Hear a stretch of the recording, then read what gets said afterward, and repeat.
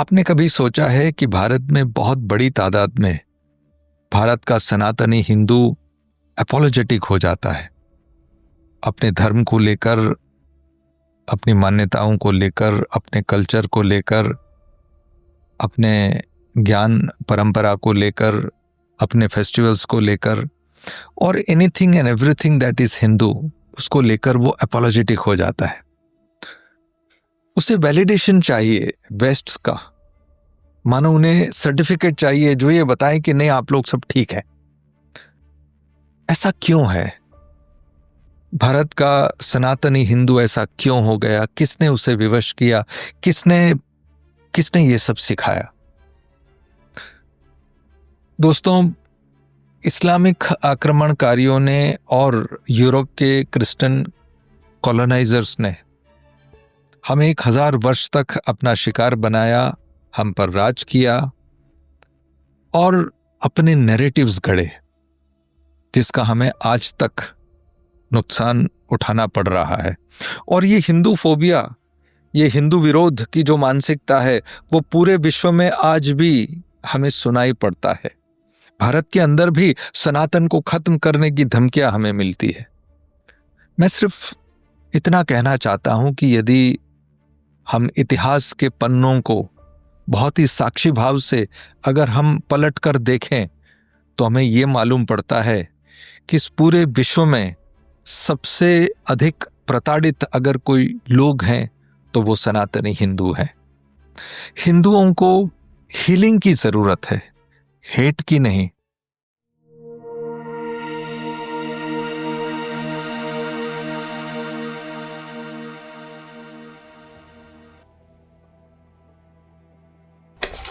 आप अगर पिछले 1000 वर्ष का मोटे तौर पे इतिहास देखें तो 12वीं सदी 12th सेंचुरी के आसपास इस्लामिक आक्रमणकारी भारत में आए।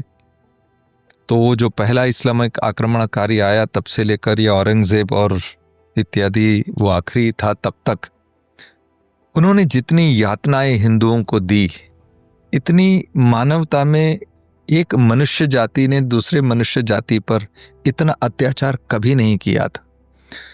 उन्होंने हमारे मंदिर तोड़ दिए, हमारे पैसे इत्यादि ले लिए, हमारा धर्म परिवर्तन किया, महिलाओं के साथ अत्याचार किया, हम मारे गए, काटे गए, निकाले गए, भगा दिए गए और देयर वाज नो लिमिट। यहाँ तक कि हमें हिंदू होने के लिए टैक्स देना पड़ता था, जिसे जजिया टैक्स कहते हैं।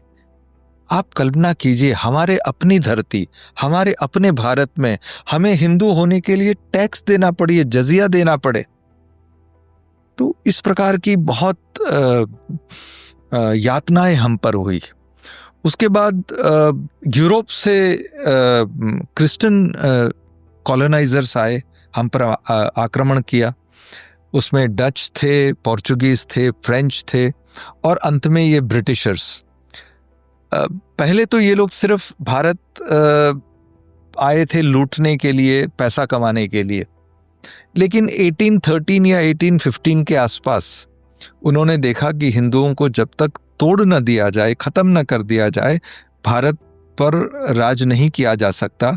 तो उन्होंने क्रिश्चियन मिशनरीज को इंट्रोड्यूस किया और क्रिश्चियन मिशनरीज को उन्होंने बड़ी शक्ति दी। क्रिश्चियन मिशनरीज का तो खैर काम ही था क्रिश्चियनिटी को फैलाना, इसीलिए उन्होंने हिंदुओं को ये बताना शुरू किया कि भाई तुम रिग्रेसिव हो, तुम्हारी मान्यताएं रिग्रेसिव है, तुम्हारे फेस्टिवल्स गलत हैं, तुम्हारी मान्यताएं गलत है, तुम्हारे रिचुअल्स डॉगमा है, तुम रिग्रेसिव हो। और इस तरह की एक अत्याचारी भ्रांति फैलाई गई और उनको ब्रिटिश एडमिनिस्ट्रेशन का पूरा सपोर्ट प्राप्त था। उन्होंने हमारी जो एजुकेशन सिस्टम थी, जो गुरुकुल सिस्टम, पहले उन्होंने उसे ख़त्म किया। हमारे जो ज्ञान के भंडार होते थे, यानी कि हमारे ब्राह्मण्स, उनको विलन बनाया, कहा कि ब्राह्मण गलत हैं, ये गलत काम करते हैं, इन्होंने सभी बुराइयों का जड़ ब्राह्मण है। जैसे हमारे गुरुकुल सिस्टम कमज़ोर हुआ, जैसे हमारे ब्राह्मणों को उन्होंने विलन बनाया, उसी वक्त से संस्कृत से हमारा नाता टूटने लगा, हमारे शास्त्रों से हमारा नाता टूटने लगा, भारतीय नॉलेज सिस्टम यानी कि भारतीय ज्ञान परंपराएं जो हमारे पास थी उससे भी हम दूर होते गए। और उसके बाद उन्होंने हमारे जो वर्ण व्यवस्था थी उसके अंदर उन्होंने जितने हमारे प्रोफेशंस थे, जो काम थे, उस काम को उन्होंने कास्ट बना दिया। ये कास्ट शब्द ये यूरोपियंस लेकर आए, ये हमारे भारत का शब्द नहीं है। ज्ञाति यानी जाति तो सिर्फ दो ही होती है, एक पुरुष जाति होता है और एक स्त्री जाति होता है। हमारे यहाँ वर्ण व्यवस्था थी, जाति कुछ नहीं था, कभी नहीं था। तो जितने प्रोफेशंस थे उतने उन्होंने जाति बनाया।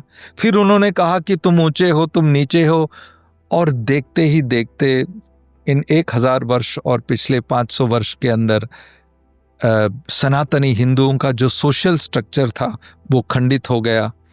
उन्होंने हमारे एजुकेशन सिस्टम को ख़त्म किया। उसके बाद उन्होंने हमारे जो मंदिर थे, क्योंकि हमारे मंदिर फाइनेंस का बहुत बड़ा सोर्स होता था, तो उन्होंने मंदिर को एडमिनिस्ट्रेशन के अंतर्गत ले आए। उन्होंने हमारे फेस्टिवल्स को रेगुलेट करना शुरू किया।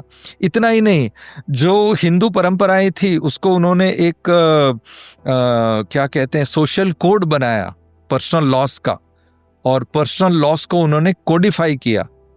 ये सभी के चलते मित्रों हम सेल्फ डाउट में चले गए, हम इन्फीरियरिटी कॉम्प्लेक्स के शिकार हो गए, और हम जेन्युइनली ये मानने लगे कि अगर हमें आत्मविश्वास अगर पाना है तो हमें इंग्लिश एजुकेशन लेना होगा और उनसे सहमत होना होगा कि सनातन की शक्ति क्या है और सनातन के अंदर जो विजडम है, जो ज्ञान है, वो क्या है। इतना ही नहीं, हमने अपने शौर्य को भी नहीं छोड़ा। चाहे वो छत्रपति शिवाजी महाराज हो, पृथ्वीराज चौहान जी हो, महाराणा प्रताप हो, और असंख्य दक्षिण भारत में और पूरे हर जगह ये लड़ते रहे, डटते रहे, ये संघर्ष करते रहे। मित्रों, कहने के लिए हमने इस्लामिक आक्रमणकारियों के युग को मुगल काल कहा है। मुझे तो लगता है कि ये मुगल काल नहीं है, ये हिंदुओं का संघर्ष काल है। और हमने इतना संघर्ष किया और इसी संघर्ष के फलस्वरूप हम बचे हुए हैं।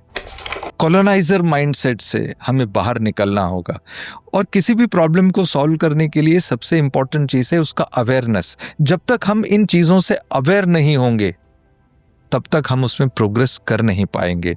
इसके लिए मैं चाहता हूं कि आज का जेनजी इस बात को समझें और इससे अवेयर हों कि we have been victims of false narrative. We were at the receiving end of the history.